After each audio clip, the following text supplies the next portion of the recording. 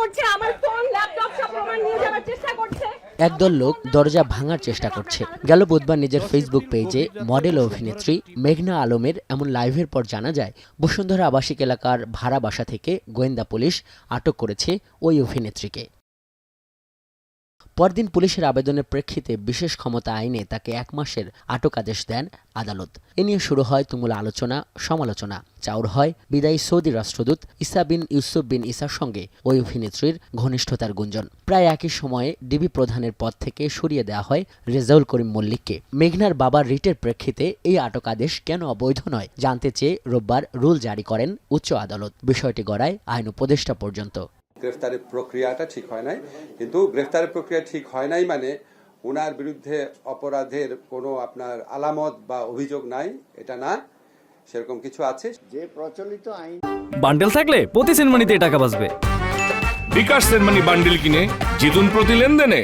মঙ্গলবার স্বরাষ্ট্র মন্ত্রণালয়ের আইনশৃঙ্খলা বিষয়ক কোর কমিটির বৈঠক শেষে যখন ব্রিফ করছিলেন স্বরাষ্ট্র উপদেষ্টা এবং প্রধান উপদেষ্টার এই মন্ত্রণালয় সম্পর্কিত বিশেষ সহকারী, তখন সাংবাদিকরা জানতে চান আইন উপদেষ্টার এই মন্তব্য নিয়ে।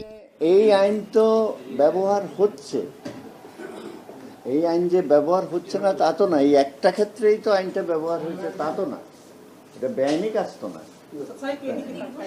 এখন আপনি যদি বলেন যে নির্দিষ্ট এই ক্ষেত্রে কেন কি হয়েছে, এটা তো মামলার একটা ঘটনা ঘটেছে, এটা একটা অভিযোগ আসছে, এটা নিয়ে একটা কাজ হচ্ছে।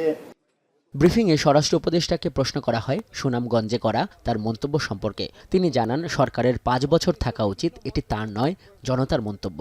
জনগণ বলছে, আমি তো কিছুই বলি নেই, ওখানে আপনার সাংবাদিকরা ছিল, এরা শুনছে।